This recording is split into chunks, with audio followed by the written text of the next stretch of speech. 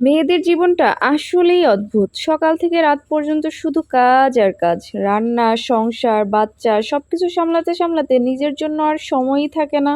So hello everyone, আসসালামু আলাইকুম। কি অবস্থা সবার? কেমন আছো সবাই? ভিডিওটা শুরু করার আগে আজকের আমার এই ভিডিওটা কে কোথা থেকে দেখছো অবশ্যই কমেন্ট করে জানাবা। যা বলছিলাম আর কি, মেয়ে মানুষের দিন মানে একই রকম রুটিন। সকাল থেকে রাত পর্যন্ত শুধু সংসারেরই কাজ। ভোরের ঘুম ভাঙার পর থেকেই শুরু হয় দৌড়ঝাঁপ। চুলায় ভাত বসানো, বাচ্চার নাস্তা বানানো, জামা কাপড় গোছানো সব একসাথে সামলাতে হয়। মাঝে মাঝে তো ভীষণ টায়ার্ড লাগে, মনে হয় শরীরটা আর চলছে না। সকালবেলা ঘুম থেকে উঠেই চা বানিয়ে নিচ্ছি, এক কাপ চা খাবো, কারণ আমার ভীষণ মাথা ব্যথা করছে। সাধারণত আমি সকালে চা খাই না, চা আমার খুব একটা পছন্দও না, কিন্তু যখন আমার মাথা ব্যথা করে তখন আমি একটু চা খাই, তাহলে আমার মাথা ব্যথা কমে যায়। কখনো কখনো চায়ে কাজ হয় না, তখন আবার মাথা ব্যথার ওষুধ খেয়ে নিতে হয়। কিছুদিন আগেও আমার কন্টিনিউ মাথা ব্যথার ওষুধ খেতে হতো, কিন্তু এখন আমি ওষুধ বাদ দিয়ে অন্যভাবে মাথা ব্যথা কমানোর চেষ্টা করছি। তো কালকে রাতেই পুরো মাসের বাজার নিয়ে আসছে, আর যেদিন পুরো মাসের বাজার আসে সেদিন তো কষ্টটা একদম দ্বিগুণ বেড়ে যায়। আমরা বাসাতেই হলুদ মরিচের গুঁড়া করি, এই জন্য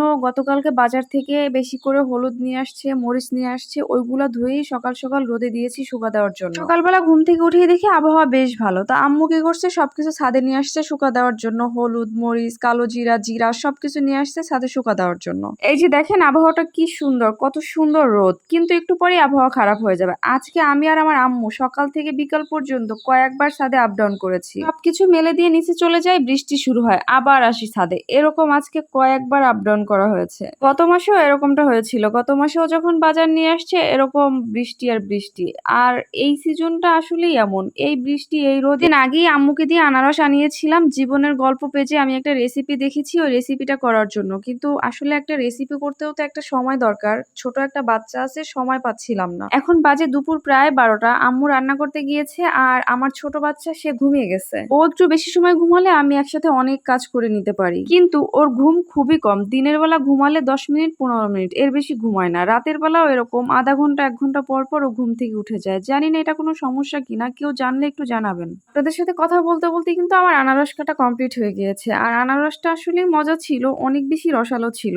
সাধারণত এত রসালো আনারস খুঁজে পাওয়া যায় না। আপনাদেরকে তো আগেও দেখিয়েছি আমাদের বাসায় চিংড়ি মাছটা সবার অনেক বেশি পছন্দ, এই জন্য আমাদের বাসায় চিংড়ি মাছটা খুব বেশি চলে। আমি আনারস খাওয়া শেষ করেই চিংড়ি মাছ নিয়ে বসেছি, কারণ এই চিংড়ি মাছ নিয়ে আসছে সকালবেলা, আর এখন প্রায় দুপুর 12:30 বেজে গেছে। এখনো যদি চিংড়ি মাছ না কাটা হয় তাহলে চিংড়ি মাছগুলো একেবারে পচে যাবে। এমনিতেও চিংড়ি মাছ কাটতে একটু দেরি হলেই চিংড়ি মাছের মাথা নরম হয়ে যায়। এরপরে বিকেলবেলা বাচ্চাদেরকে নিয়ে একটু বাসার সামনে হাঁটাহাঁটি করতে বের হয়েছিলাম। আজকের ভিডিওটা তাহলে এখানেই শেষ করছি। আমার ভিডিওটা যদি ভালো লেগে থাকে অবশ্যই একটা শেয়ার করে দিবেন। সবাই ভালো থাকবেন, সুস্থ থাকবেন, দেখা হবে নেক্সট কোনো ভিডিওতে। আল্লাহ হাফেজ।